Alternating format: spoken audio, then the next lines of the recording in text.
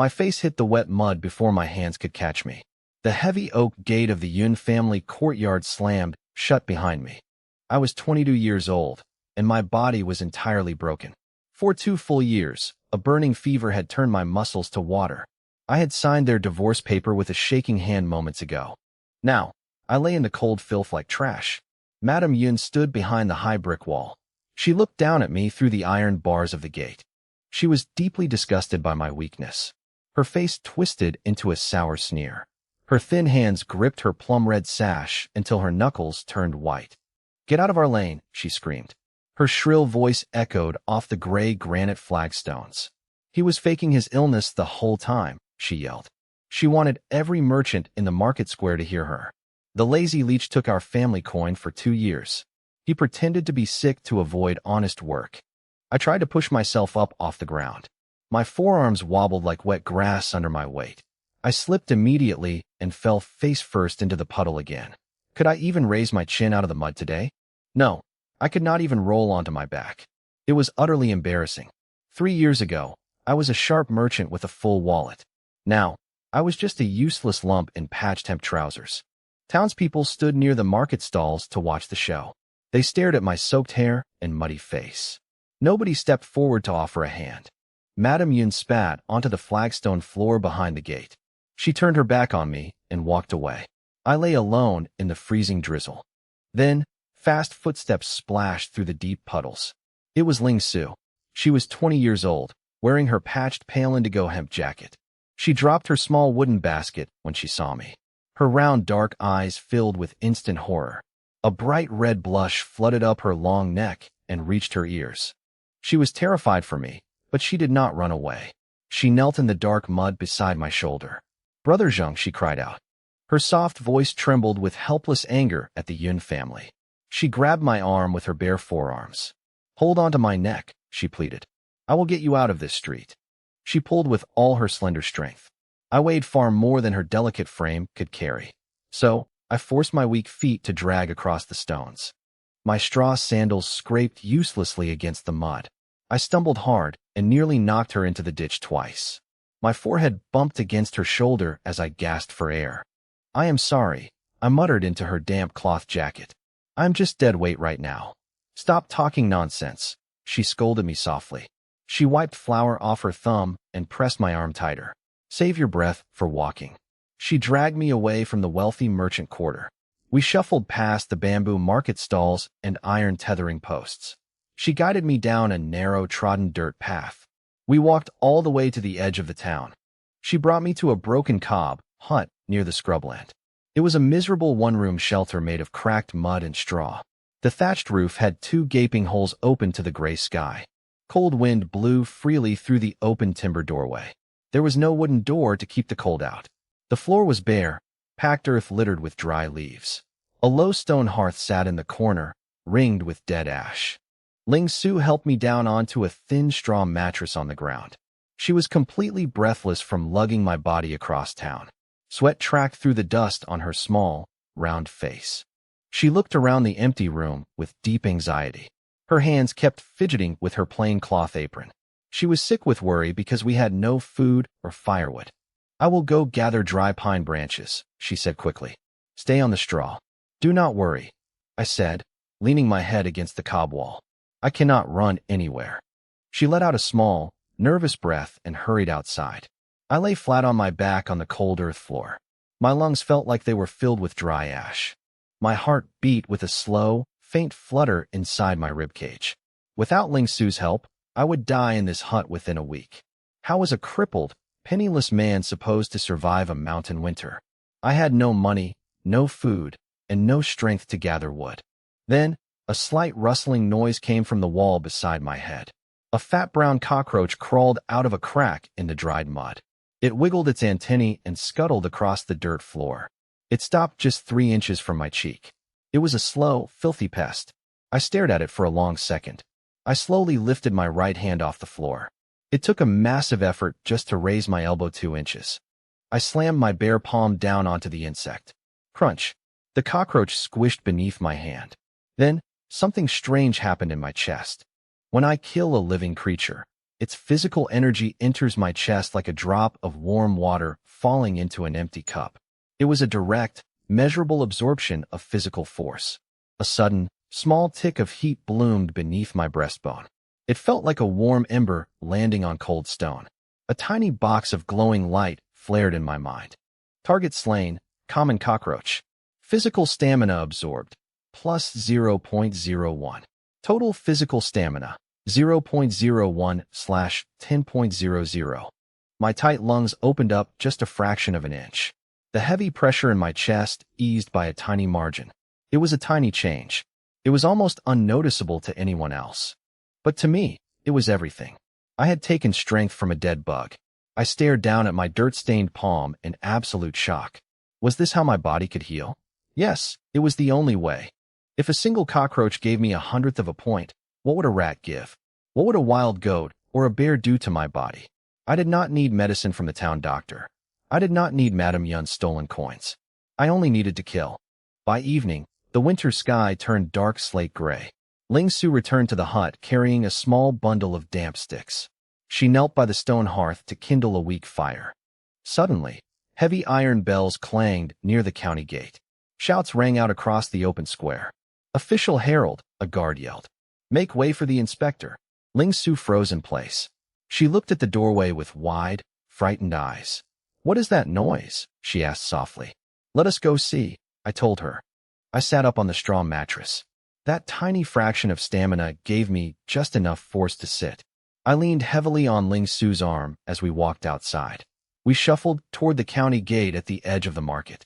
A large crowd of townspeople had already gathered around the timber notice board. 2 county guards held flaming pine torches high in the dark air.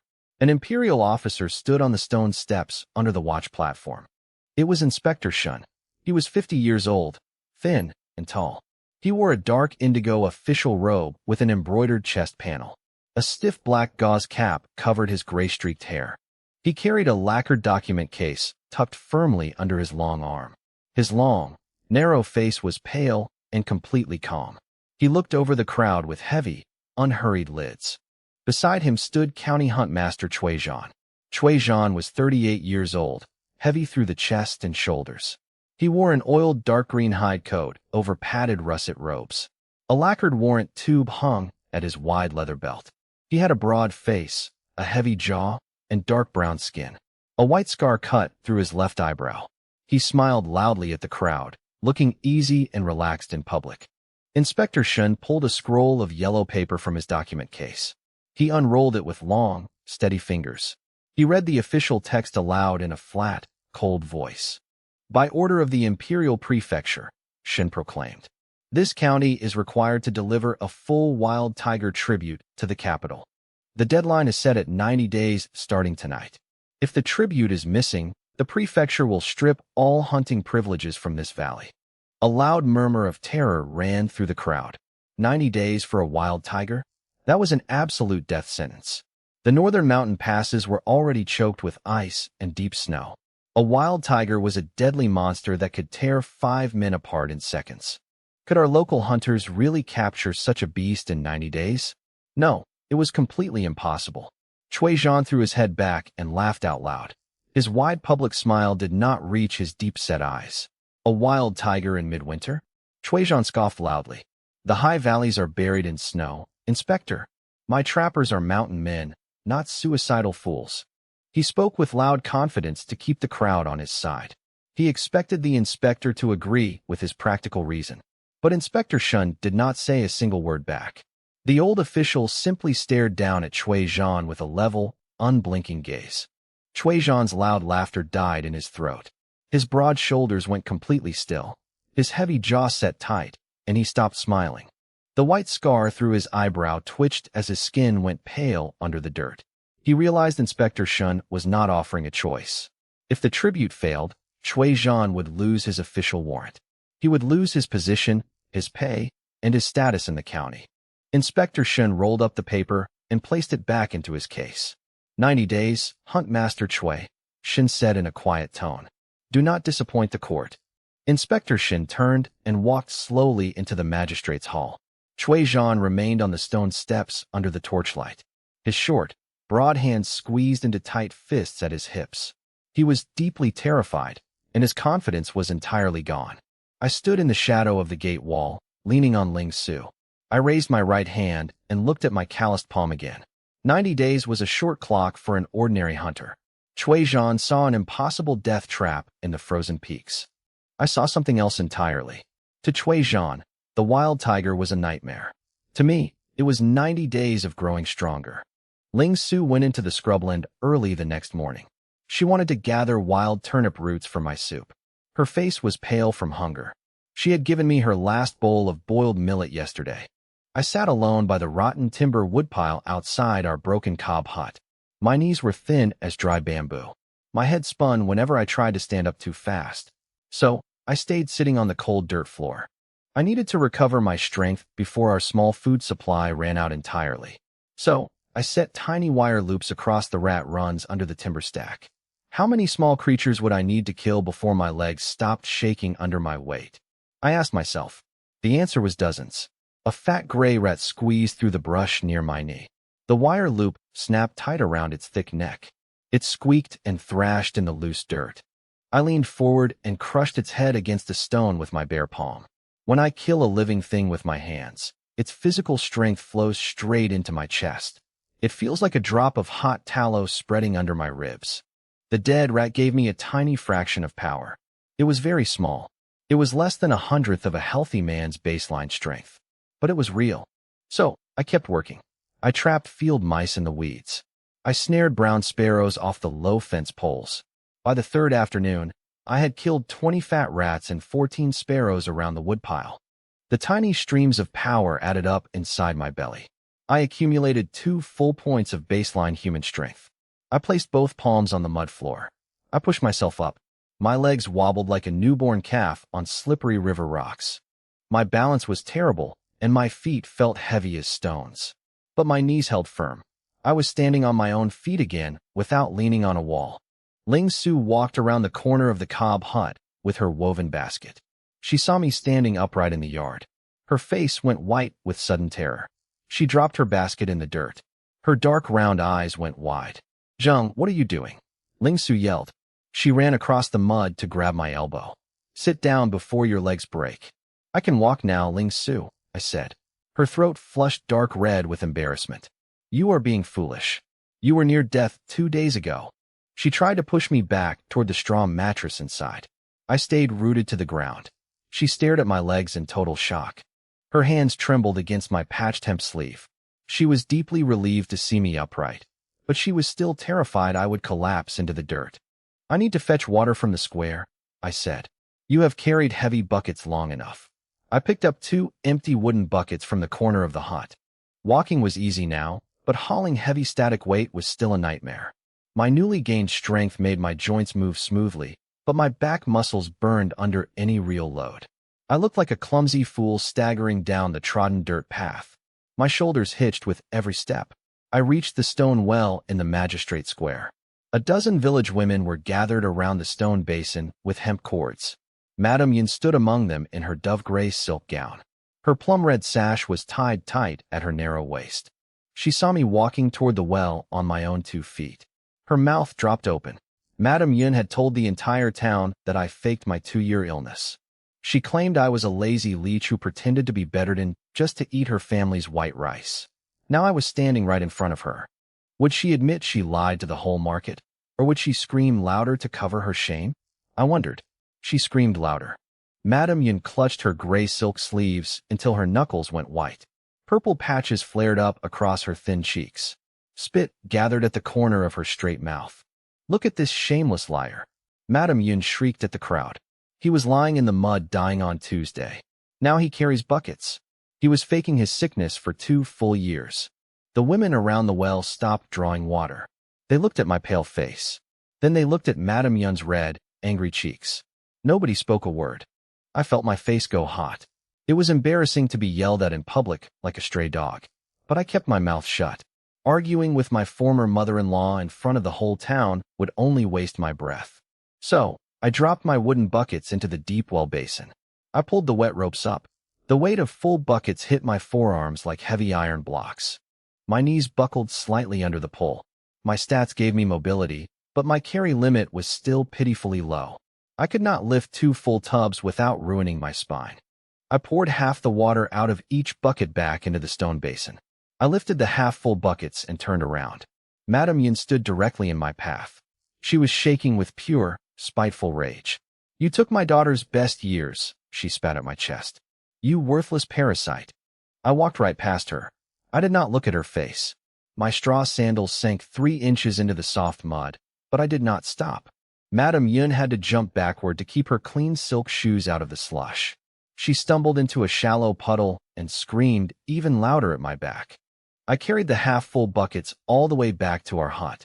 My legs were burning by the time I set the buckets inside the open doorway. But my body was healing. Mobility was mine again. Now I needed money to buy real food for our kitchen. The next morning, I took my copper snare wire up to the lower scrubland. The hillside was rough gray shale and stunted pine trees. I found 3 fresh hair runs near the waist-high stone boundary markers. I set my hand-cut wooden traps in the low bramble thickets. By noon, my upgraded reflexes helped me catch 3 fat wild hares. I did not crush them for stats this time. Their physical strength was too small to matter now, but their soft winter fur was valuable to the town shopkeepers. I carried the dead hares down to the market square. Old Mansion sat on a wooden stool outside his shop. His liver-spotted hands turned a string of brown wooden counting beads without stopping. He was a mild moneylender, but he loved taking advantage of desperate men. 3 hares, young Zheng, Old Mansion said softly. He kept turning his wooden beads with his swollen knuckles. Winter fur is thin this season. I can offer 30 copper coins for the lot. The fur is thick and clean, I replied. There are no bloodstains on the backs. Give me 50 coppers. Old Mansion stopped turning his beads for 1 beat. He looked up at my face with pale, clouded eyes. He was amused by my nerve.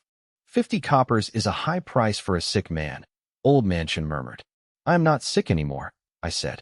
Old Mansion smiled with the side of his mouth that still had teeth. He reached into his wide brown sleeve. 50 coppers it is. He dropped the cold copper coins into my open palm. I went straight to the grain merchant's bamboo stall. I bought a small sack of coarse oats. Then I bought dried ginger and medicinal roots from the old herbalist down the alley. I walked back to the cob hut and set the food on the low stone table. Ling Su was sitting on her straw mat. She was trying to mend an old leather sandal with rough hemp thread. Her fingers were raw and red from the cold air. She looked up and saw the bag of oats and the bundle of medicinal herbs. Ling Su froze. Then she pushed the bags away from her with both hands. "No, Zheng," Ling Su said sternly. Her ears flushed bright red. "Take those back to the market square. You need to buy meat for your own weak chest. You gave me your shelter when I was thrown into the street," I said. "You went without food for 2 days so I could sleep on dry straw." "I am fine," Ling Su shouted. Her voice broke with sudden anger. "I can pick wild turnip greens. You were near death." "You are starving, Ling Su," I said quietly. She looked down at her swollen hands. She stopped fighting me. A single tear ran down her dusty cheek. She was deeply touched by the gift, but she was too stubborn to accept it easily. "Boil the oats," I said softly, sitting down across from her. "Tomorrow, I go higher up the mountain." The oats smelled rich and sweet in our cold hut. We ate every drop from the clay bowl. My legs felt stronger from the rats I killed. I could walk without staggering. But walking was not enough. To hunt wild goats on the high crags, I needed lightning reflexes. My hands were still clumsy. My reaction time was slow. If a rock shifted under my foot, I would fall into the gully and break my neck. Where could I find quick reflexes in a hurry? The gray pit vipers in the lower scrubland. When I told Ling Su my plan, she dropped her wooden spoon. Her face went pale. She was terrified for me. "You are out of your mind, Zheng," she said. Her voice trembled. "A pit viper bite will rot your leg off in 2 hours. Rats gave me strength," I said. "Snakes will give me speed." "No," she said, stepping between me and the door. "I will not let you die for a foolish risk." She resisted me with everything she had. So I waited. I explained my logic clearly. A dead man pays no debts. A weak man starves in winter. She ground her teeth. Her shoulders slumped. She hated that I was right. "If you go," she said, "you are my poultice." She pulled a leather pouch from under her straw bed. Inside were dried toad skins, crushed gallnuts, and bitter snake root. She ground them into a dark paste using a flat river stone. This paste draws out venom, Ling Su said, her hands sticky with green mash. I am coming with you to watch. If you get bitten, I put this on the wound immediately. We left the broken cob hut at sunrise. On the way toward the hills, we stopped at Old Man Chen's stall near the magistrate's square and market. I needed 5 coppers worth of extra dried gallnuts to keep the paste thick. Old Man Chen turned his wooden counting beads between his spotted fingers. He was greedy and satisfied to take my last coins. Buying snake herbs, boy? Old Man Chen asked. He smiled, showing his missing teeth down one side. Don't die in the scrubland. You still owe me 3 coppers for the salt. Ling Su's breath hitched. Her small hands clenched into tight balls at her sides. She was furious at the old man's cold heart. I noticed her anger, feeling a quick pang of guilt. She was bearing all this insult because of me. So, I took her shoulder gently and turned us toward the mountain path. We walked past the county forest gate. Huntmaster Cui Zhan was standing on the watch platform above the stockade wall. He was anxious about the imperial tiger quota. His jaw was set tight. His narrow eyes scanned the tree-line for any sign of game. Beside him, Bailiff Zhao sat on a timber post, looking bored and lazy as he chewed on a straw stem. Neither of them looked down at us. To them, I was just a ruined exile dragging his feet through the dirt. We reached the lower scrubland and trapline by mid-morning. The hill was steep and covered in loose gray shale, stunted pines, and thick briar patches. I cut a thick hazel branch with my small knife. Then, I picked up a flat granite rock with a heavy, sharp edge. Asked the question out loud. How was I going to pin a striking pit viper before its fangs reached my bare calf? Answer. I couldn't do it yet. My reaction time was too slow to dodge a strike. I had to let the first snake bite my padded cloth ankle wrap, then crush it before the venom spread. I searched the shale rocks for 20 minutes. Under a sun-warmed ledge, I saw a gray pit viper. It was as thick as my wrist. It coiled instantly, its yellow eyes locked on my straw sandals. Its split tongue flicked the cold air. Ling Su stood 10 paces behind me. She held her breath. Her hands were pressed against her mouth in absolute terror. I stepped forward. The viper struck like a snapped bowstring. Its fangs pierced through my hemp trousers into my outer calf muscle. Fire shot straight up my leg. Pain exploded behind my eyes. I did not flinch. I brought the heavy granite rock down directly on the serpent's flat, triangular head. The stone hit home. The snake's head flattened into red pulp against the shale stone. Its long patterned body thrashed wildly across my feet, then went limp. Immediately, the strength engine inside me triggered. A cold, needle-sharp jolt rushed up from my heel through my spine. It was not like the warm, heavy stamina from the rats. This was light and sharp. My field of vision expanded. The rustle of pine needles sounded louder. The motion of wind through the grass seemed to slow down. Ling Su screamed my name. She ran across the loose shale. She dropped to her knees beside me, her eyes wide with frantic dread. Hold still, she yelled. She pulled my small knife and made a quick crosscut over the 2 bleeding puncture holes. Dark blood spurted out. Ling Su slapped a heavy glob of her green gallnut paste over the cut. She wrapped it tight with a strip of hemp cloth.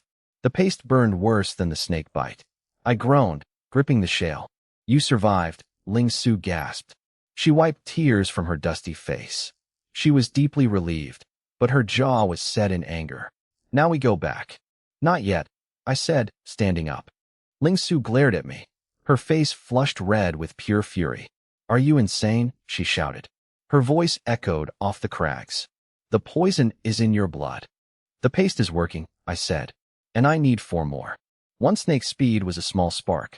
To navigate high rocky gullies and hunt mountain goats, I needed 5. That was the threshold to match an experienced mountain hunter. I pressed deeper into the bramble thickets. With the first snake's speed already in my nervous system, the second hunt was different. I spotted a second viper near a rotting pine stump. When it coiled to strike, my eye tracked its movement clearly. I slammed my hazel stick onto its neck before it launched. Then, I smashed its skull with my stone. Another cold jolt flooded my chest. My reaction timing sharpened again. By the third viper, I did not even use the stick. As the snake leaped from a ledge, I dodged sideways by 3 inches. The snake hit bare air. I brought my stone down on its back in mid-drop. The cold energy filled my limbs. My legs felt springy and weightless. I felt arrogant. So, I turned to Ling Su with a self-satisfied smile. "Watch this," I said. I tried to execute a nimble hunter's leap across a shallow shale gully. My left foot caught the edge of a briar root. I flipped completely upside down and crashed face first into a thorny gorse bush. Loose shale rolled over my head. Ling Su stared at me sitting in the prickles. Then, she let out a loud, snorting laugh. She covered her mouth, her shoulders shaking with helpless amusement. "Master Hunter," she teased, her eyes bright with relief. "The gorse bush defeated you." I picked thorns out of my nose and pulled myself up. A minor miscalculation.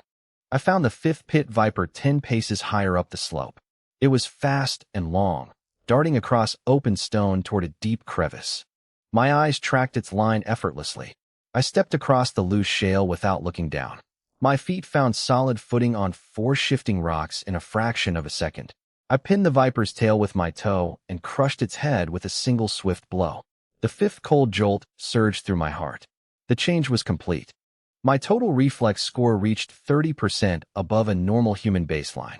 I could hear the flick of a beetle's wing 5 paces away. My balance was absolute. Loose stone no longer felt like a hazard. My ankles adjusted instantly to every angle of the rock. Ling Su walked up to me. She was amazed and frightened by what she was seeing. My leg was still bandaged, but I moved across the steep crags as smoothly as a mountain goat.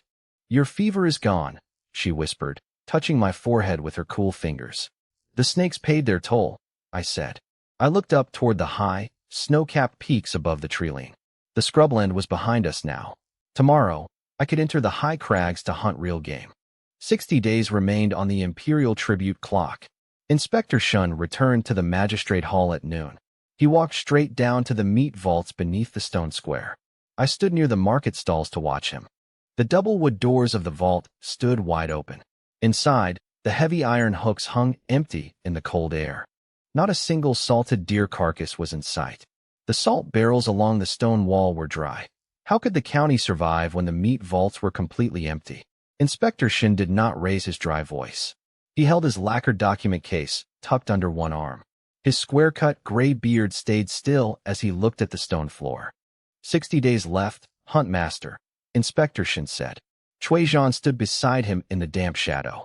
Cui Zhan wore his oiled dark green hide coat over his broad chest. His heavy jaw set tight.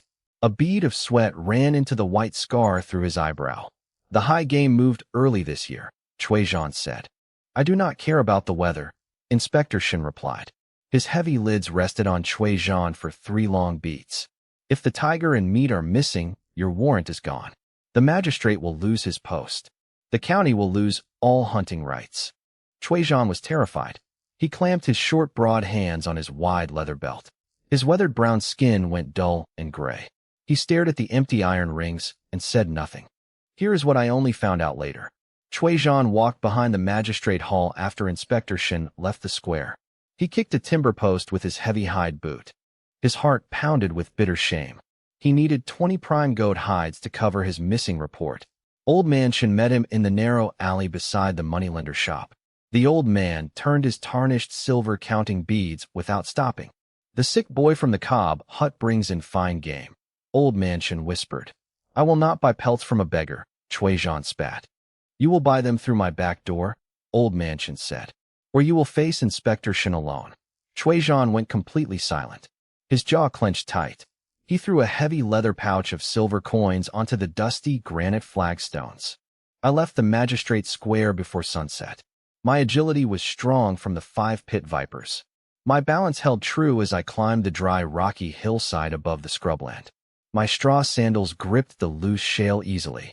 A fine silver fox was caught in a snare near a pine thicket.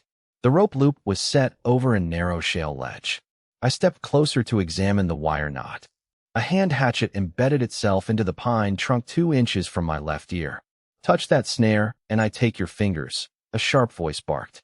I jumped back in alarm. My heel caught on a jagged rock. I landed hard on my seat in the loose dirt. Loose shale tumbled down the slope beneath me. So much for my impressive mountain agility. Yu Qing stepped out from behind a tall granite boulder. She was lean and long-legged in a fitted russet jacket. A heavy hide game bag hung across her body. A white scar crossed the back of her left hand. "You are the sick husband Madame Yun threw into the mud," she said. "Would you Qing chop my arm off before I could explain?" "I am Fang Zheng," I said, scrambling back up onto my feet. "I was looking at your wire loop. You set it 4 inches too high for a hill fox." Yu Qing was furious. Her wide mouth went tight and thin. Her round dark eyes fixed on me with open scorn. "My father set this trapline," she said. "I do not take advice from a dead man." "The fox walked right past your loop," I said. I pointed at the dusty tracks in the pale earth. "Look at the dust." She looked down at the animal tracks. Her ears turned bright red against her fair pale skin. She talked faster to hide her sudden embarrassment. "You think you know my trapline better than me?" she snapped. "No," I answered plainly. "But I have short steel knives and fast reflexes. You know where the wild goats feed in the crags. We work together, or we both freeze when winter hits." She stared at me in silence. Resistance showed in her posture. She folded her arms tight across her small chest. 50-50 on all meat," she said after a long pause. "You do the heavy hauling down the shale. I keep the fox pelts I take on my own wire." "Agreed," I said. Ling Su had wrapped my fingers before I left the cob hut that morning. She was worried about the rising snow clouds over the crags.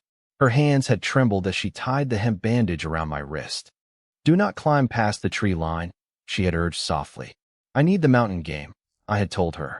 Now, high on the ice-glazed peaks, the wind bit at my face. But my body generated constant heat. We worked the high mountain crags for 3 full days. Cold winds scoured the gray granite cliffs. Deep snowdrifts filled the dark gullies above the treeline. Yu Qing guided me along the sheer goat paths. She leaped across ice-glazed gaps without fear. I followed her easily, my ankles adjusting to every loose stone on the drop-off. On the 3rd morning, we spotted 4 wild crag goats. They grazed on pale moss along a narrow cliff edge. "We cannot reach them with bows from here," Yu Qing whispered. She pulled a loop of snare wire from her wrist. "I will drive them down the narrow chute," I said. I sprinted up the sheer granite face. My legs moved without any sign of fatigue. I reached the upper ridge above the herd in under 2 minutes. I kicked 3 heavy boulders down the chute. The crag goats panicked instantly. They bolted down the narrow gap straight toward Yu Qing's position. She dropped the lead goat with her thrown hatchet. I leaped 8 feet down from the upper ledge. I landed squarely on the back of the second goat. I drove my short steel blade into its spine. The goat collapsed into the snowbank. A warm wave of physical energy flooded my chest right away. It was the stat absorption from the kill. The large wild goat gave me 3 full points of physical strength. We hunted 2 more wild goats over the next 3 hours. Each kill poured dense physical force into my body. My total baseline strength score reached 12 full points. The change was incredible. My muscles felt as dense as ironwood. My breath stayed calm even in the thin, cold air of the high peaks. I could haul a carcass down the mountain without stopping to rest. Yu Qing watched me lift a 90-catty goat carcass onto my shoulder with one hand. She was shocked and suspicious. Her jaw dropped slightly as I stood up straight under the weight. "You were dying on a straw mat last month," she said. Her hands trembled slightly as she wiped her hatchet blade. "I ate good mountain herbs," I said. She laughed suddenly. It was a loud, delighted sound that echoed across the granite walls. "You are a terrible liar, Fang Zheng." We hauled the 4 carcasses down the mountain path before dusk. The winter sky turned a heavy bruise purple. Snow began to fall in broad, quiet sheets. We split the fresh goat meat at the lower forest line. I took my portion straight into town. Old Man Shun turned his wooden counting beads rapidly as he weighed the fresh meat at his back door. He was pale and anxious. "Cui Zhan will pay double for these hides," Old Man Shun muttered under his breath. "Give me coppers for oats and wool," I replied. Old Man Shun handed over 40 heavy coppers. He was sick of the hunt master's demands, but he kept his mouth shut.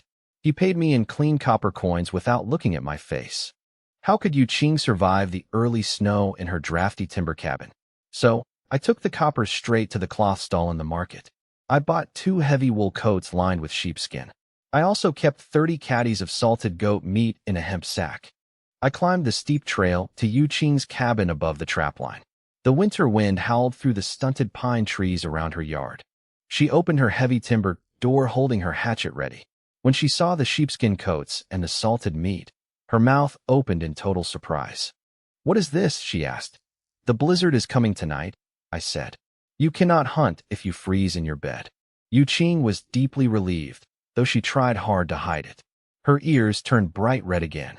She reached out and pulled the heavy sheepskin coat around her narrow shoulders. "I did not ask for your charity," she grumbled.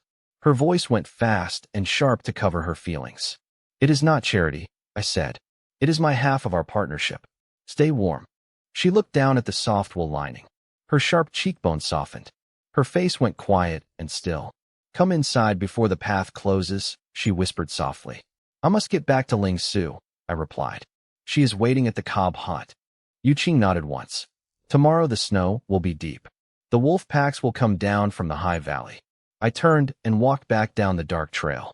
My body felt warm and powerful in the gathering cold. The winter wind had torn 2 wide holes through our thatched roof. Cold air rushed down into the broken cob hut every night. Ling Su had wrapped her shoulders in our single wool blanket. Her hands were stiff from cold. I needed to fix the timber frame above our hearth before the snow came. My speed was high after killing the pit vipers. My reflexes were sharp. But holding a heavy oak beam over my head was a different matter entirely. My stat engine boosted my quick strikes and footwork. It did not magically change my skeletal frame. I tried to hoist a 60-catty pine log onto the wall plate by myself. My lower back buckled immediately. I dropped the heavy timber onto my own right foot. I hopped around the dirt floor in agony. I gritted my teeth so I would not scream. Ling Su watched me from her straw mattress. She was anxious about my reckless strength. Her hands pulled her patched indigo skirt tight over her knees. Her eyes showed how worried she was for my health. "You are going to break your bones," she said softly. "I have speed now," I groaned, leaning against the damp cob wall. "I do not have static lifting power. The animal energy gives me sudden bursts. It does not turn me into a draft ox." "Then do not lift it alone," she replied. She turned her face toward the cold hearth. She was sick of seeing me hurt myself. So I took 30 coppers from my pouch. I walked down to the market square to buy help. 2 local day laborers were leaning against the squat stone posts near the magistrate hall. Their names were Old Gao and Little Feng. They were wearing thin patched robes. They were bitter about the lack of work in town. 10 coppers each for 2 hours, I said to them. Old Gao spat onto the frozen mud. He was suspicious of my sudden coin. He looked at my rough hemp robe and my bound wrists. "You are the ruined merchant Madame Yun threw into the street," Gao sneered. "Where did a sick dog get 30 coppers?" "From my own hands," I said plainly. "Do you want the work?" Little Feng looked up at the gray sky. He was frightened of the coming frost. He tucked his raw hands deep into his sleeves. His chin trembled. "My family has no grain left," Feng muttered. "I will carry your timber, Fang Zheng." Old Gao grumbled under his breath. But he followed his companion anyway. The 2 laborers hauled 2 massive oak ridge beams up the path. They set the thick wood high into our roof frame. They lashed the joints tightly with heavy hemp cord. My body could not sustain heavy static weight over time. Paying them saved my back and kept our shelter standing. Once the roof was secure, I took our wooden bucket to the town well. Ling Su needed fresh water to boil her medicinal roots. The town well sat near the edge of the market square. Snow was beginning to drift across the stone slabs. I attached the rope to the wooden winch. I lowered the bucket into the dark water below. A quiet shadow fell across the granite well jar. I turned my head. It was Yun Xiao. She was my ex-wife. She wore an unpinned cream gown today. Her long dark hair hung in a single loose coil over one shoulder. She wore no gilt pins or fine silk sash. She looked reasonable and calm as she walked toward me. Yet, her composure was gone in her hands. Her fingers gripped her cream sleeves so hard her knuckles turned white. She was deeply shaken by seeing me standing on my own 2 feet. "Zheng," she said softly. "Ciao," I replied. She looked at my broad shoulders. She looked at my straight posture. She remembered me dying on her mother's floor 2 months ago. Her face lost all its normal color. When Yun Xiao was hurt or confused, her skin went completely pale instead of red. "My mother swore you were a fraud," Xiao said. Her voice was thin against the wind. "She told the whole town you faked your fever." "Your mother wanted me out of her house," I said. "She got what she wanted." She took a short step closer to the well jar. She looked directly into my eyes. She was filled with an old, unresolved regret. "Tell me the truth," she asked quietly. "Did you ever love the merchant ledger more than me?" I looked at her face. I remembered 2 long years in the Yun family compound. I remembered sitting over ink stones until my eyes bled. I remembered how she stayed silent while her mother stripped my coat. I said nothing. I pulled the full bucket out of the well. I swung the heavy handle into my palm. I turned my back on her without a single word. Silence was my only answer. She stood by the well without moving. Her pale face stayed frozen in the cold wind. Her fingers dug deeper into her sleeves. She was deeply hurt by my refusal to explain myself. I walked back down the lane without looking behind me. By nightfall, the temperature dropped sharply. I needed larger beasts to build my physical foundation. Sparrows and pit vipers had raised my agility. But I needed real mass if I was going to face mountain predators later. The thick crown forest held wild boars. However, the stockade gate was locked every evening by order of Hunt Master Cui Zhan. How could I enter the royal hunting grounds without the guards shooting me on sight? I walked to the county forest gate after dark. The stockade wall was built from heavy oak timbers. A raised timber watch platform stood beside the double gate. An iron brazier burned low on the wooden deck above. The gamekeeper's daughter was standing on the platform. Her name was Ma Xiao. She was 19 years old. She wore a fitted green hemp riding jacket buttoned tight to her throat. A bone whistle hung from a cord around her neck. A coil of climbing rope rested on her shoulder. She saw me stepping out of the dark pine trees. She climbed down the wooden ladder quickly. Her face was cool and watchful. She held her ground. "You cannot be here, Fang Zheng," she whispered. "Cui Zhan doubled the night watch. Cui Zhan is taking everyone's hides," I said. "I need to hunt inside the timber line tonight." She hesitated. She was terrified for her father's job. Her father was the chief gamekeeper for the county. If Cui Zhan caught an outcast inside the crown grounds, her father would be stripped of his position. 2 hard spots of red color appeared high on her cheekbones. She looked back at the locked stockade gate. "My father is sick in bed," Ma Xiao said. Her voice went tight. "If the guards see you, they will ruin him." "I will be quiet," I said. "I am only hunting boar. I will leave the deer alone." She looked at my short knife. She looked at the coil of snare wire at my hip. She was amused by my small weapons. A dry smile touched her narrow lips. "You think you can slay a wild boar with a carving blade?" she asked. "You are still a foolish merchant." "I am faster than a boar," I said. She pulled a heavy bronze key from her pocket. She walked to the small postern gate set into the oak stockade. She turned the lock silently. "1 hour," she warned me. "If you are late, I bar the door. You will freeze in the deep brush." "1 hour is enough," I said. I slipped through the gap into the dark forest. The woods were pitch black. Snow dust covered the pine needles under my sandals. I used my snake instincts to move without making a sound. My eyes adjusted to the pale moonlight filtering through the branches. Soon, I smelled wet mud and thick musky fur. A massive wild boar was rooting in the frozen earth near a creek bed. It weighed at least 250 catties. Its dark, bristled back looked like a mass of black iron. 2 yellow tusks curved out from its lower jaw. The boar heard my breath. It turned its heavy head toward me. White steam rushed from its snout. Then it charged. It hit the brush like a falling boulder. It came straight for my chest. If those tusks hit me, my ribs would shatter instantly. I stood completely still. When the beast was 3 feet away, I burst to the left. My heightened agility kicked in. My body dodged the charge with terrifying speed. The boar crashed into a pine trunk behind me. Bark exploded into the air. The beast grunted in fury. It spun around, thrashing its tusks wildly in the dark. I did not try to match its raw static strength. I could not stop 200 catties of muscle with my arms. Instead, I used my reflexes. I ducked beneath its swinging head. I drove my short knife deep into the soft flesh behind its left shoulder. The iron blade pierced its heart. The boar squealed loudly. It thrashed sideways, knocking me hard into a snowdrift. My feet tangled in a frozen root. I tumbled head over heels into a thick bramble bush. I bruised my hip and scratched my cheek on the thorns. Classic hunter move. I had killed the beast, but I looked like an idiot doing it. The boar shuddered once on the snow. Then it went still. I pulled myself out of the brambles, groaning as I rubbed my sore hip. A thick wave of energy flooded from the carcass straight into my lungs. The stat engine absorbed the kill immediately. My baseline strength jumped by 5 whole points. My chest felt dense and solid. My old lung weakness eased, but it did not leave me. My muscles tightened with new power. I bled the carcass quickly. I dragged the massive boar across the snow toward the gate. Ma Xiu was waiting at the postern door. When she saw me pulling the giant boar through the gap, her almond eyes opened wide.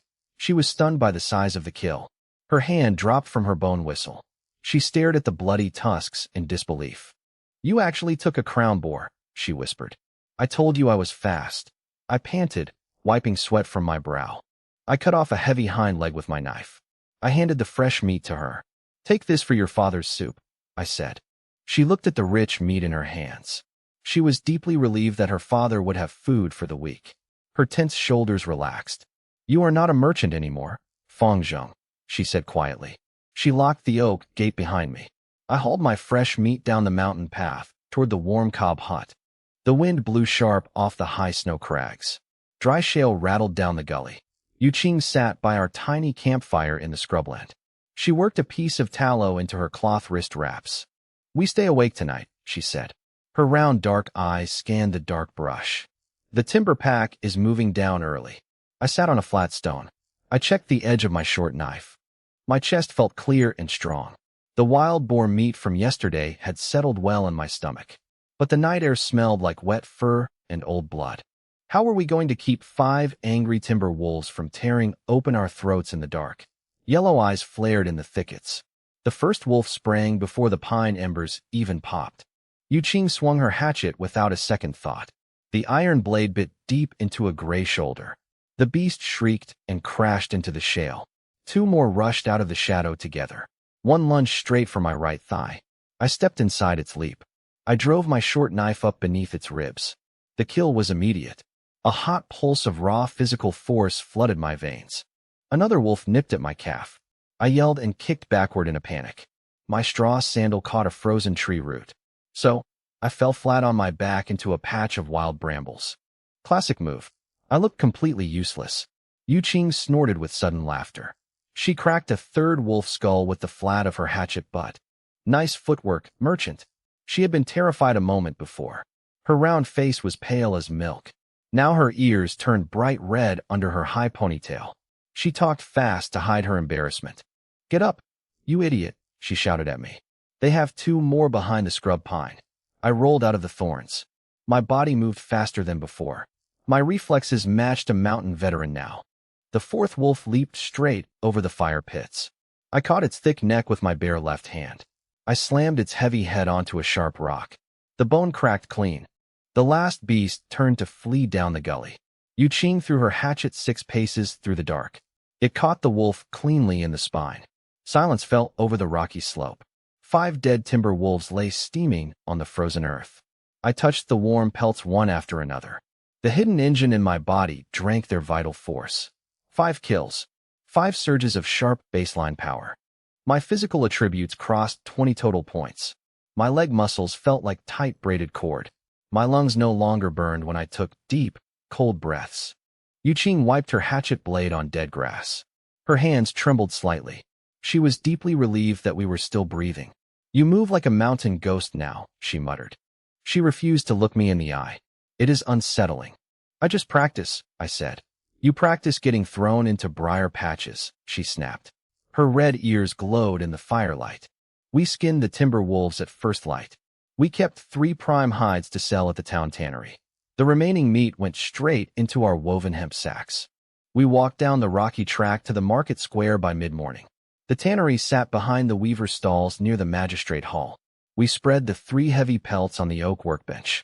The tannery master leaned over the hide. He ran his broad thumb through the dark gray fur. 30 coppers a hide," he said. "Clean work on the skinning." Then, heavy hide boots stomped on the stone threshold. Hunt Master Cui Zhan pushed through the narrow door.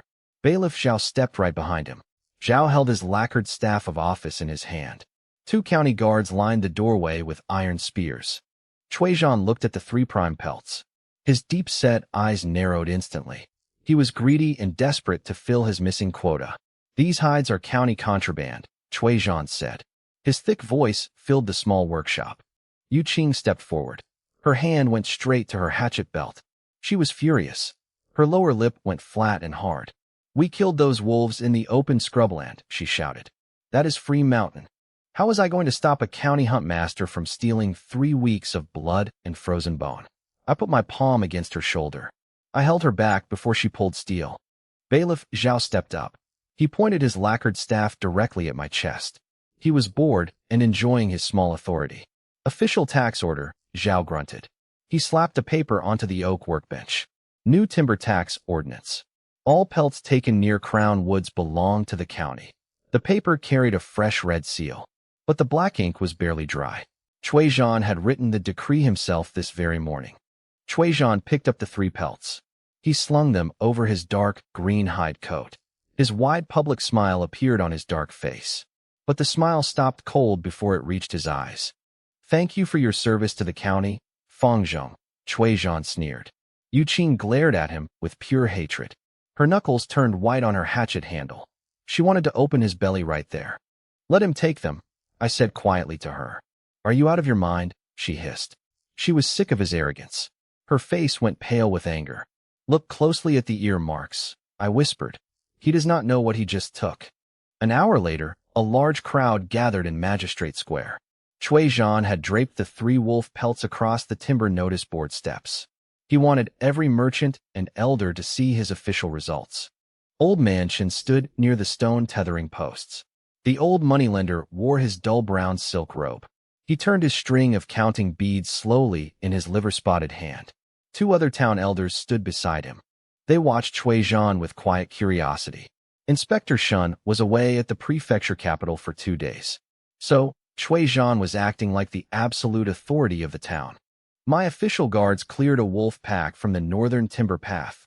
Cui Zhan shouted to the square. He rested his heavy hand on his sword hilt. "The county roads are safe because of my men." Bailiff Zhao nodded stupidly behind him. Yu Qing and I stood at the back of the crowd. Yu Qing still fumed in silence. Her hand stayed buried inside her hide game bag. Old Man Chen stepped forward. He leaned over the notice board steps. He looked down at the dark gray pelts. He stopped turning his counting beads. That meant he had caught a serious mistake. "Hunt Master Cui," Old Man Chen said. His voice was mild and polite. "These are fine timber wolf hides. The finest in the county," Cui Zhan boasted. He puffed his broad chest. "Then tell us," Old Man Chen asked softly. "Which specific pack did your men take them from?" Cui Zhan hesitated. His wide smile stiffened. "The northern timber pack, as I just declared." Old Man Chen pointed one thin finger at the leather backing of the hide. "Look at these notches," the old man said. "The left ear on each hide carries a double split from sharp brambles. That mark only belongs to the Southern Gorge pack." The crowded square went completely quiet. Old Man Chen looked up with his clouded eyes. "The Southern Gorge pack migrates down the shale in early winter. They never go near the northern timber road. Why are these pelts covered in southern shale dust?" Cui Zhan went still as stone. His jaw set hard. The white seam of his eyebrow scar twitched. He did not know wolf migration patterns. He was a bureaucrat hunter who stayed inside the stockade gates. He had never tracked a live pack across the shale in his life. "My men caught them at the border line," Cui Zhan stammered. "At the border?" Old Man Chen asked. He turned a single wooden bead. "If your guards killed them, why are the skinning cuts made from the throat up? That is the mark of local scrubland trappers. Your county skinners cut from the belly down." The town elders whispered among themselves. One elder laughed out loud. Bailiff Zhao looked down at his hide boots in deep shame. He shuffled his feet against the paving slabs. Cui Zhan's broad face turned dark russet red. He was publicly shamed in front of the entire market. He stood on the steps with his mouth open, unable to say another word. He had stolen pelts to fake an official hunt, and everyone in the square now saw his lie. Yu Qing looked at me. Her wide mouth broke into a sudden, delighted laugh. I did not make a sound. I kept my face calm. So, I gave Cui Zhan a small, closed smile from across the square. He caught my gaze. His broad face turned purple with silent fury. He knew that I knew. The town elders turned their backs on him and walked away without a word. Here is what I only found out later. 30 days remained on the imperial tribute decree. Inspector Shin stood in the hall of the magistrate square. He held his lacquered document case under one arm. His long, narrow face was entirely motionless. Zhang stood opposite him on the stone steps. His broad jaw set hard. Sweat ran down the white seam of old scar through his eyebrow. The county vaults are still empty, Inspector Shin said. His voice was cold and flat. The snow came early, Zhang muttered. His short, broad hands balled into fists at his sides. The game has moved up into the high crags. The Emperor does not ask about snow, Inspector Shin replied. He did not raise his voice. He rested his heavy-lidded gaze on Zhang's face. 30 days remain for the bear and the tiger. If the tribute fails, your warrant is revoked. You will be stripped of rank and executed on these steps. Zhang went completely still. His weathered brown skin turned pale gray. He was terrified of dying like a common thief. Do you understand me, Huntmaster? Shin asked. I understand, Zhang whispered. I did not know about Shin's threat yet. So, I only knew 30 days remained. The mountain was growing colder every night. I needed to hunt the county's single black bear. It roamed the high snow valley in the black crags. My current physical strength sat at 20 points. A normal mountain hunter held 10 points. I was twice as strong as an ordinary man. But a black bear weighed 800 catties. I could not fight it like a goat. So, I packed my iron knife and walked up alone. My first attempt was an absolute embarrassment. I tracked the bear to a frozen stream bed. The beast was huge. Its black fur was matted with frozen mud. I climbed a stone ledge above its path. I planned to drop onto its neck from above. I jumped. I missed the bear entirely. I slammed hip first into a pile of frozen shale. The pain blinded me for 2 seconds. The bear turned around slowly. It raised a massive black paw. It swiped down toward my head.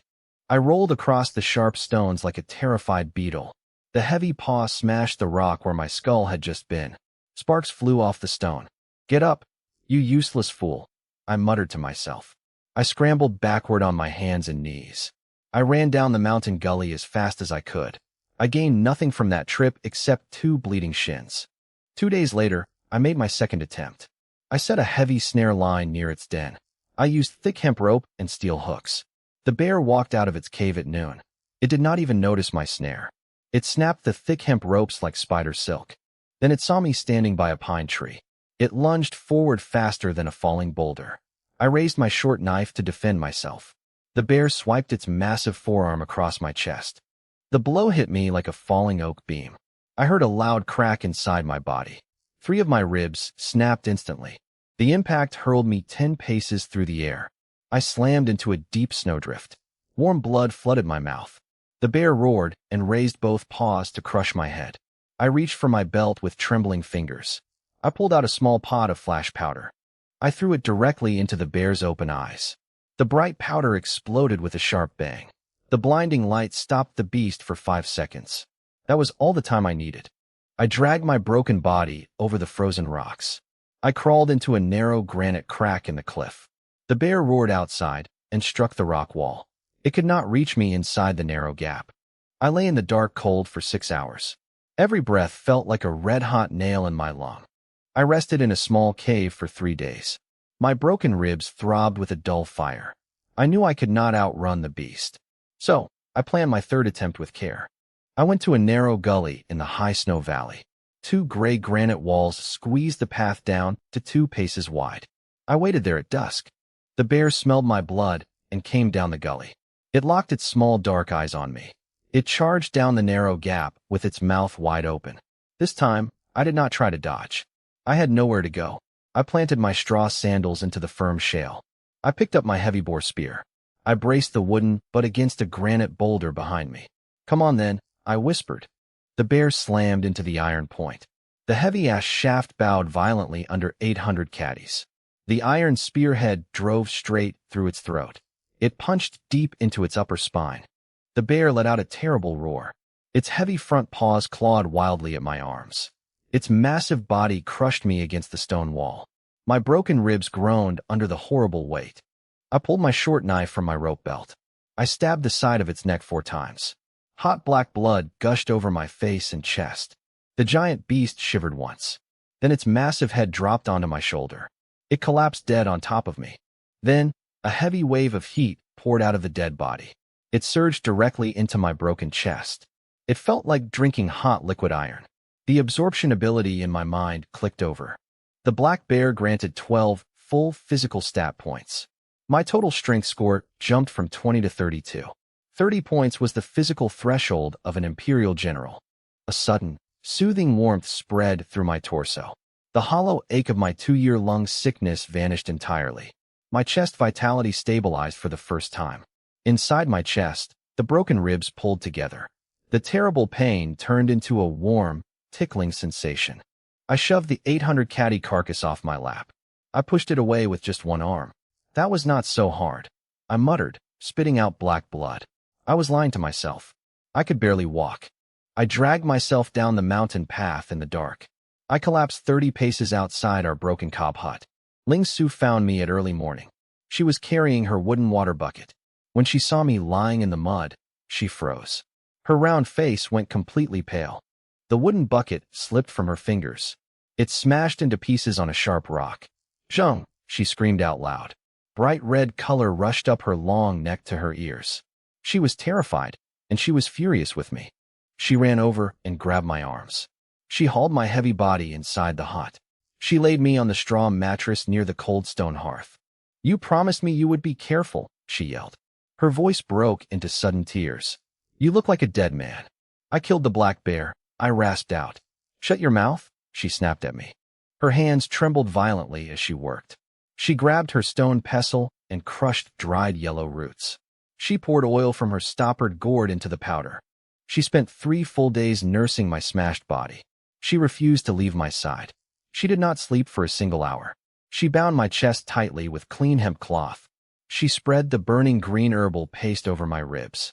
On the second morning, I tried to sit up. I wanted to check my rabbit snares near the woodpile. "Sit back down." Ling Su yelled at me. She shoved my shoulder hard against the straw. "If you move again, I will poison your oats." I raised my hands and lay back down. She was genuinely angry at my stupidity, but her flour-dusted hands were soft as she wrapped my chest. My elevated vitality worked together with her poultice. By the third evening, my chest had stopped bleeding. My broken ribs knitted completely solid. The dark purple bruises on my skin turned yellow and disappeared. I sat up slowly on the straw mattress. There was no pain left in my lungs. Ling Su sat on a small wooden stool nearby. Her head rested against the cob wall. She had fallen asleep from deep exhaustion. Her round face was pale. Her forearms were stained green with crushed herbs. I took a heavy wool coat from our wooden bench. Yuqing had brought it to us last week. I gently laid the warm wool over Ling Su's shoulders. She stirred a little, but stayed fast asleep. I looked down at my hands in the dim hearth light. My skin was pale, but my fingers were thick and steady. My total physical baseline now stood at 32 points. My chest sickness was gone forever. I had taken the county's single black bear. Only 20 days remained on the imperial clock, and only the wild northern tiger remained in the mountains. The morning air was razor sharp. Snow lay thin over frozen mud. The black bear carcass weighed 400 catties. I dragged it down the gully path first. Then, I heaved the massive beast onto my back. 32 baseline points made my legs solid like oak trunks. Still, 400 catties of dead meat smells foul. Thick black blood soaked through my patched hemp robe. So, I looked like a butcher's rag. Ling Su watched from the door of our cob hut. Her hands rested on her pale indigo skirt. She was anxious about my broken ribs from 3 days ago. "Be careful in town, Zheng," Ling Su called out. "I will," I said, leaning forward under the heavy fur. I walked straight down the rutted road into Magistrate Square. The market was crowded with morning shoppers. People stopped walking. Baskets fell onto stone slabs. An old onion merchant dropped his turnip knife into the dirt. I staggered once because my sandal hit a rut in the stone. "Watch out, monster," a cloth peddler screamed, throwing himself backward. I almost dropped 400 catties of bear onto my own toes. Classic Zheng, a man with supernatural stamina, nearly crushed by a turnip. Then, I saw Madame Yun. She stood outside the silk merchant's red door. She wore her dove-gray silk cross-collar gown with her plum-red sash. Her oiled black hair sat tight under a dull silver pin. 2 weeks ago, she stood at the public well. She told the elders I was a lazy fraud. She claimed I faked my 2-year illness to leech off her family. Now, I walked right up to her. I stopped 3 paces from her face. I shifted the bear's heavy head on my left shoulder. Its dark snout hung inches from her silk collar. How was I going to show her the truth when she had lied to the whole town? I did not say a word. I just stood there, breathing steadily. Madame Yun went totally silent. Her narrow face turned purple in ugly patches. A tiny drop of white spit showed at the corner of her thin mouth. Her narrow hands gripped her own gray sleeves so hard the silk creaked. She wanted to yell. She opened her mouth twice, but no sound came out. She looked at my broad shoulders. She looked at the thick bare blood on my chest. She knew every merchant in the market was watching her. The cloth seller behind her laughed out loud. Madame Yin turned her back instantly. She hurried inside the shop without looking back once. Her public narrative had completely collapsed. Her spiteful rumor was dead in the dirt. I turned and hauled the carcass to Old Man Chen's wooden counter. Old Man Chen sat on his low bench. He wore his dull brown silk robe. His liver-spotted fingers turned a string of tarnished silver counting beads. "That is a massive bear, Zheng," Old Man Chen said softly. His pale, clouded eyes blinked slowly behind his thin beard. "I will offer 40 silver pieces," he said. "It is worth 80, I said. "Look at the hide. No tears." 45, he said, turning his beads faster. "Meat spoils quickly." 65, I said. "Or Inspector Shen takes it for imperial tribute." Old Man Chen stopped turning his beads. He looked disappointed. 65 silver pieces, he grumbled. Not a copper more. He counted 65 heavy silver coins into my hemp pouch. I felt rich, but I had another duty to clear. I saw Yun Wan standing in the shadows behind his counter. She wore her pale yellow short silk jacket and leaf green pleated skirt. A green ribbon tied her soft side plate. Her small frame trembled. She hid her hands inside her long sleeves. Madame Yun had bound her to a forced marriage debt. She owed Old Man Chen 50 silver coins for her mother's failed timber trade. If she could not pay today, Old Man Chen would hand her to his widowed nephew. How was I going to pay for Yun Wan's freedom when Old Man Chen wanted 50 silver coins by noon? "Sell me Yun Wan's debt paper," I told Old Man Chen. Old Man Chen paused. He held his counting beads tightly in one palm. "No," he said, shaking his white head. "My nephew needs a wife. The paper stays." "I have 50 silver right here," I said plainly. I stacked 50 bright silver coins onto his wooden counter. He stared at the pile of silver. Then, he looked at my blood-stained forearms. He was a greedy man. Silver was worth far more than his nephew's wedding. "Fine," he muttered. He reached into his brass lockbox. He pulled out the dark paper. He handed the debt document to me. I turned around to face Yun Wan. Her large doe eyes were wide with shock. Her whole face went dark pink at once. Her small mouth trembled. She could not stop her crying. "Take this," I said. I placed the debt paper into her shaking hands without another word. She clutched the paper to her chest. She wept helpless tears in front of the market. She was terrified of her mother, but now she was free. "Thank you, Brother Zheng," she sobbed, looking at the stone floor. I did not claim her. I did not ask for repayment. I simply turned my back and walked away into the crowd. Here is what I only found out later. Cui Zhan sat inside his warm timber quarters at the county forest gate. He slammed his heavy earthenware cup onto the table. Winter ale splashed across the dark oak planks. He carried a 400-catty bear on his back. Cui Zhan asked. Bailiff Zhao stood by the door frame. His squat, heavy frame leaned on his short lacquered staff. "He carried it alone," Zhao reported. His thick lower lip twitched. The whole market saw him. He paid off Yun Wan's debt to Old Man Chen. Cui Zhan went dead still. His broad jaw set hard. The white seam of his eyebrow scar stood out against his brown skin. He was sick with shame before the town elders. His public authority was slipping away. "He wants the northern tiger next," Cui Zhan whispered softly. "If he gets it, Inspector Shun will strip my warrant." He pulled a sheet of dark yellow paper across the table. He dipped a heavy horsehair brush into black ink. "Post 4 armed guards at the mountain pass," Cui Zhan ordered. "Bar him from the slopes."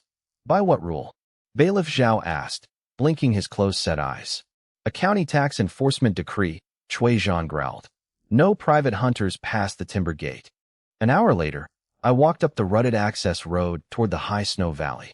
I wore my work robe with a coil of snare wire at my hip. Only 20 days remained on the imperial tribute clock. When I reached the county forest gate, 4 armed guards stood in a row. They held short iron-tipped spears across the dirt road. Bailiff Zhao stepped out from under the raised timber platform. He wore his black hemp tunic with padded gray trousers. A red cord hung at his thick waist. A fresh wooden notice board hung on the oak gatepost. Black ink dripped down the pale wood. It was a county tax decree barring all independent hunters from the high slopes. "Hold it right there, Zheng," Bailiff Zhao called out. He tried to look bored, but his small eyes kept darting to my chest. He had heard about the 400-catty bear. "I am heading up to the crags," I said calmly. "You cannot pass," Bailiff Zhao said, raising his short lacquered staff. Huntmaster Cui Zhan closed the mountain pass. How could I hunt the wild northern tiger with 4 armed guards blocking the only mountain path? "The county tribute needs the tiger in 20 days, I said, watching his posture. "Inspector Shen will take Cui Zhan's rank if we fail." "That is not my business," Zhao snapped, stepping back half a pace. "Touch this timber gate, and we arrest you." He was frightened of my strength, but he feared Cui Zhan's whip more. I looked at the 4 guards behind him. Their hands gripped their spear shafts so tightly their knuckles turned white. They were nervous. They had seen me haul that carcass through town. I could easily overpower all 5 of them. My 32 baseline stats could break those wooden shafts like dry twigs. But striking county bailiffs in broad daylight meant becoming an outlaw. That would destroy Ling Su and ruin everything I built. Cui Zhan had forced me into a narrow corner out of pure spite. He wanted me to waste my 20 days waiting outside an iron-studded gate. "I understand," I said softly. I raised my hands to show I carried no weapon. Then, I turned on my straw sandals and walked back toward the lower scrubland. Bailiff Zhao let out a loud, relieved breath behind me. I smiled a small, closed smile as I walked down the dirt path. Cui Zhan thought a wooden gate and 4 nervous guards could stop me. He was wrong. I spent 2 days near the hut working on my snare lines. My physical strength was far beyond any normal man now. Yet, I still lived in a 1-room mud hut with a bare earth floor. I kept my life simple on purpose. Then, a visitor arrived at the broken doorway. It was my older brother, Fang Zheng. He wore his dust blue merchant robe. The sleeves were shiny at the elbows from years of sitting at a desk. He stopped at the threshold. He would not step onto the packed earth floor. His round face was pale. His soft, unmarked hands went straight into his wide sleeves. He looked down at his own cloth shoes. Fang Zheng was deeply ashamed to see me like this. 2 years ago, when our in-laws cast me out, he had said nothing. He had stayed inside our family shop while I bled in the mud. "Zheng," Kong said quietly. His voice trembled. "I need to speak with you." Ling Su was sweeping the floor with a straw broom. She felt suspicious of him immediately. She stepped between my brother and my bed. Her breath hitched. Her dark eyes narrowed as she held the broom like a weapon. "Why are you here, Kong?" Ling Su asked. Her voice was cold. "You did not visit when he was dying." Kong swallowed hard. "I know. I was a coward. I am sorry, Su." Yu Qing sat on the low windowsill. She was sharpening her hatchet on a gray stone. She let out a short, loud laugh. Yu Qing felt complete scorn for soft town men. "Look at him," Yu Qing said, pointing her stone at Kong. "He smells like old ink and fear." Kong ignored her sharp tongue. He looked directly at me. His lower lip quivered. "Our family timber business is failing," Kong admitted. His posture sank lower. "The town merchants will not give us credit anymore. The magistrate demands 300 pine beams for the river bridge. If we do not deliver them in 10 days, the county will seize our yard." He dropped to his knees on the dirt floor. "You have standing with the mountain loggers now, Zheng," Kong begged. "They listen to you. Give me a timber supply contract. Sell me the pine at a fraction of the cost. Save our father's name." I looked at my brother. My mind raced through the numbers. How could I help my family firm without letting them walk all over me again? If I gave him timber for free, he would never learn to stand on his own. If I turned him away, our father's legacy would be destroyed in 10 days. So, I made my decision in plain words. "I will give you the timber supply contract, Kong," I said clearly. Kong looked up. Relief flooded his round face. Thank you, brother." "Wait," I interrupted. "You will pay strict market rate. Not a single copper less." Kong blinked. His mouth stayed open. "Market rate? But we are blood. And blood does not mean charity," I answered calmly. "I will sign the contract as a fair business manager. You will pay 50 silver coins for 300 beams. Half now, half on delivery. Ling Su and Yu Qing will watch you sign it." Ling Su smiled a small, warm smile. She felt relieved that I was not being used again. She set a wooden ink block on the table. Yu Qing smirked. Fair terms, ink drinker. Sign or get out. Kong wiped his sweaty forehead with his sleeve. He knew I was right. He took the reed pen with trembling fingers. He signed his name on the paper in front of the witnesses. You have grown hard, Zheng, Kong murmured, handing the contract back. I have grown fair, I replied. Bring the first payment to Old Man Shin tomorrow. He will hold it in trust. Kong bowed 3 times. He backed out of the doorway and scurried down the dirt path. My brother was saved, and my family name was safe. But my own clock was still ticking down. Only 15 days remained before Inspector Shun returned for the tiger tribute. The next morning, Bailiff Zhao arrived at the cob hut. He was wide and squat, holding his lacquered staff of office. He looked nervous. His small eyes darted to my heavy stone spear leaning against the wall. Hunt Master Cui Zhan wants to speak with you, Bailiff Zhao said gruffly. At the county forest gate, I picked up my spear and walked with him. Ling Su watched me leave with worried eyes. Be careful, Zheng, Ling Su warned. Cui Zhan is dangerous when he is cornered. We reached the county forest gate an hour later. The heavy oak stockade wall stood tall against the dark pine trees. Iron braziers burned on either side of the gate. Cui Zhan stood on the raised timber watch platform. He wore his dark green hide hunting coat. The lacquered warrant tube hung at his broad hip. His face was still and quiet. His jaw was set tight. Cui Zhan was terrified. I could see it in the way his thick fingers gripped the wooden railing. He had 15 days left. If Inspector Shin arrived to an empty vault, Cui Zhan would lose his warrant and his life. Zheng, Cui Zhan called down. His voice was loud, but it lacked its usual boom. We have squabbled long enough. The county needs that tiger. You blocked the pass? I said, stopping 20 paces from the gate. Your guards turned me back. A mistake by my bailiff, Cui Zhan lied without blinking. I am opening the High Valley Pass to you today. I crossed my arms. What is the catch, Cui Zhan? Cui Zhan leaned over the railing. He smiled a fake, wide smile that never reached his deep-set eyes. No catch, Cui Zhan claimed. I will even help you. High Snow Valley is treacherous in deep winter. The northern tiger is giant and aggressive. I will send 4 of my best county archers behind you. They carry heavy recurved bows. They will draw the tiger's focus. You can drive your spear into its heart. I looked at the 4 archers standing near the gate. They wore padded gray coats and carried large wooden bows. They avoided my eyes. My instincts screamed at me. I knew Cui Zhan hated me. He wanted me disgraced or dead. Why would my worst enemy offer me for trained archers and an open gate? He was doing it because he was desperate. He could not hunt the beast himself. He needed someone strong enough to find it. If I kill the tiger, the tribute goes to Inspector Shun under my name, I stated clearly. Agreed, Cui Zhan said smoothly. Just bring the carcass down before the deadline. I knew it was a risk, but I needed access to the High Snow Valley. Without that pass, I could not complete the tribute. So I nodded. Open the gate. Bailiff Zhao unbolted the heavy iron bar. The double oak doors creaked open. Beyond them lay the steep, winding trail leading up into the snow-capped crags. I stepped through the gate. The 4 archers followed 10 paces behind me. We climbed for 2 hours. The green pines gave way to wind-bent timber and jagged gray granite. Deep white snowdrifts covered the shale path. The air grew bitter cold. My breath puffed in thick white clouds. We reached the mouth of the High Snow Valley. High stone cliffs rose on both sides, creating a narrow, icy gorge. Suddenly, a heavy thud echoed behind me. I turned around fast. The 4 archers had stopped at the narrow entrance of the gorge. They were not raising their bows to cover me. They were pulling a heavy wooden barricade across the gap. What are you doing? I called out, taking a step back down the slope. The lead archer looked ashamed. He refused to look me in the eye. Orders from Hunt Master Cui Zhan, Zheng. Nobody leaves the High Snow Valley until the tiger is dead. You were supposed to support me.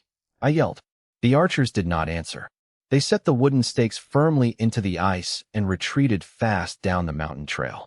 High above on a cliff ledge, a loud, familiar voice boomed down into the gorge. Cui Zhan stood on an overhang 300 paces away. He had followed us along the upper ridge line. He looked down at me with a cold, triumphant grin. You fell for it, you fool. Cui Zhan shouted.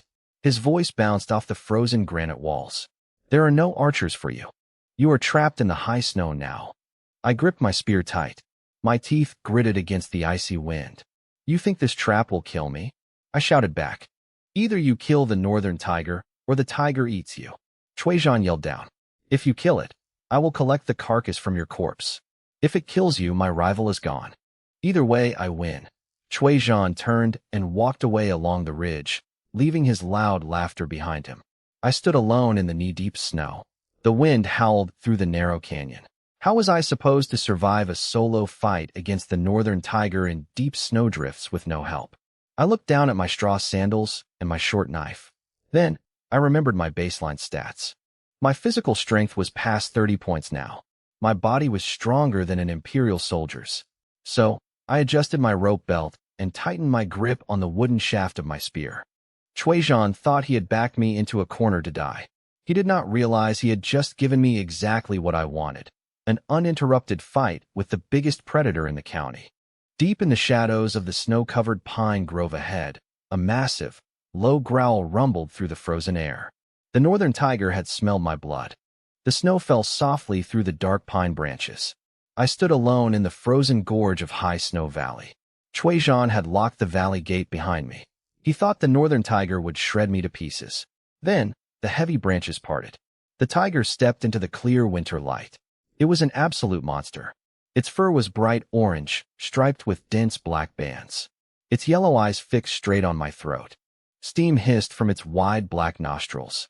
How could I kill an 800-catty beast without a single iron trap or drop of poison? By relying on the 30 points of raw strength I had stolen from wolves and bears. So, I planted my straw sandals in the deep snow drift. I tightened my grip on my wooden spear shaft. The tiger roared. The sound shook heavy snow off the pines above us. It lunged across the frozen stream bed in one massive bound. I did not jump backward. My boosted reflexes let me read its leap clearly. I stepped sideways onto an icy boulder. I slipped instantly and landed hard on my side like an idiot. My graceful mountain movement was still a work in progress, but my clumsy fall saved my neck. The tiger's huge front claws swiped inches above my ear. It smashed into a pine trunk instead. Wood shattered into splintered sparks.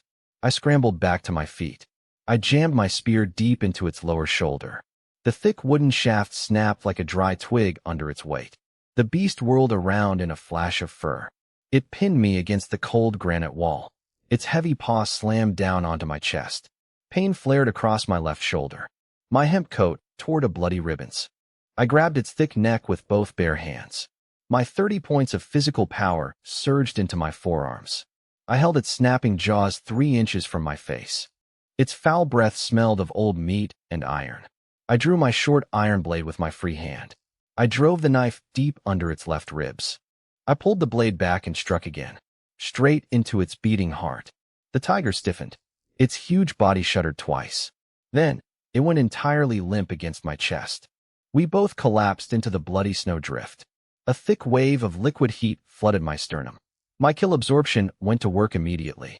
The tiger's raw vitality poured directly into my body. My physical strength jumped by 15 points in a single heartbeat. My chest felt as solid as forged iron. My cracked ribs settled into perfect alignment. I lay in the snow for a minute, catching my breath. My hemp robe was shredded. I was soaked in dark red beast blood. I looked like a butcher who had fallen into a grain grinder. I tied my spare snare wire around the tiger's broad jaw. I dragged the massive carcass behind me over the ice. The narrow trail led down to the county forest gate. The heavy oak doors were barred shut from the outside. Zhang stood on the high timber watch platform above the stockade wall. Bailiff Zhao stood beside him, holding his short lacquered staff. For archers held bows at their chests. Zhang was smiling down at the snowy track. He expected to find my frozen bones. Instead, he saw me pulling an 800-catty tiger down the road. Zhang went dead still. His wide public smile vanished in a split second. His heavy jaw set tight. The white scar across his eyebrow turned chalk white. He was terrified, his broad chest heaving under his green hide coat. "Do not let him through the pass," Zhang shouted at the archers. His voice cracked with sudden panic. Down at the gate winch, Ma Xiu stepped forward. She wore her green hemp riding jacket with bare arms. Her short hatchet was raised over her shoulder.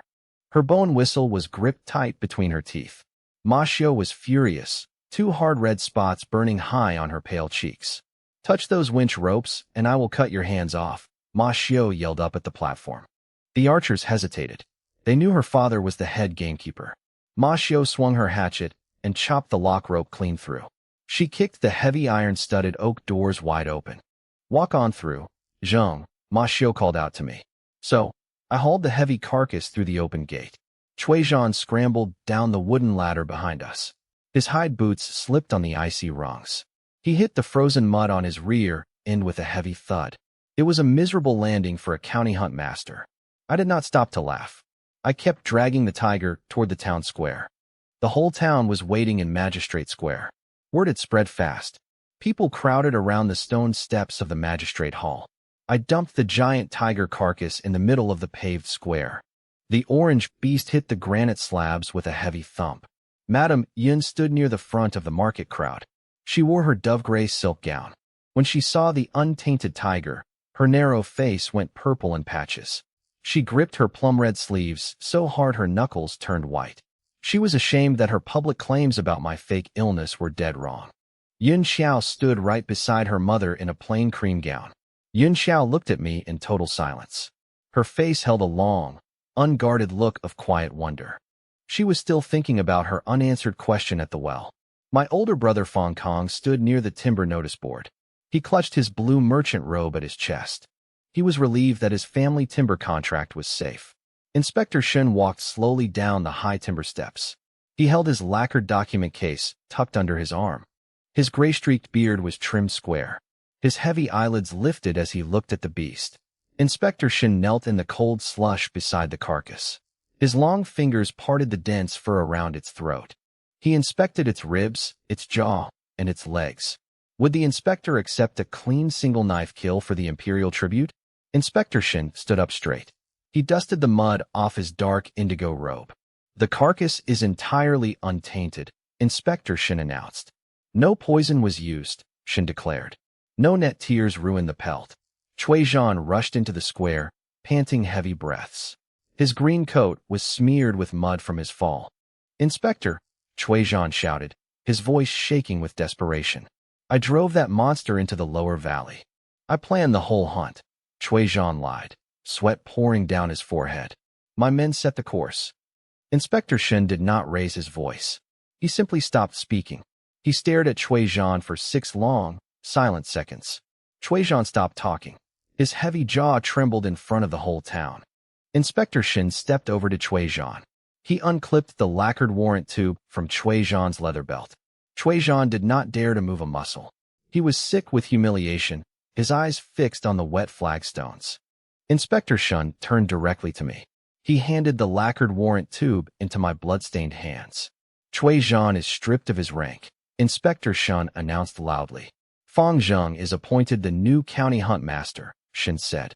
The crowd erupted into wild cheers. Old man Shen turned his counting beads faster than ever, smiling wide. Yu Qing ran over and slammed her hand hard into my back. Her ears went red under her high black ponytail. "You actually pulled it off, you idiot," Yu Qing laughed out loud. Ling Su hurried through the crowd toward me. Her patched indigo skirt flapped in the wind. Color flushed up her long throat and reached her ears. She wiped crushed herbs off her bare forearms and looked at my shredded clothes. "You are covered in blood again," Ling Su said, her voice shaking with relief. "None of it is mine," I told her with a small smile. Suddenly, heavy iron-soled boots pounded against the stone slabs. A young forest scout burst through the cheering townspeople. He stumbled and fell hard on the bottom step of the magistrate hall. His leather cap was missing. His face was ghostly white. His breath came in ragged, terrified gasps. What could strike such horror into a mountain scout on a day of victory? The scout pointed a shaking hand toward the high snow peaks above us. "Huntmaster," the scout gasped out, staring straight at me. "The tiger did not come down because of the winter cold," the scout cried out. "Something upstream cleared the mountain of all wild deer," he shouted. The whole square went dead silent. Every herd in the high valley was slaughtered overnight, the scout whispered, his voice trembling violently. "Something far worse is coming down the river source." I looked down at the official warrant tube in my hands. I looked up toward the dark, frozen crags of High Snow Valley. My new job had just begun.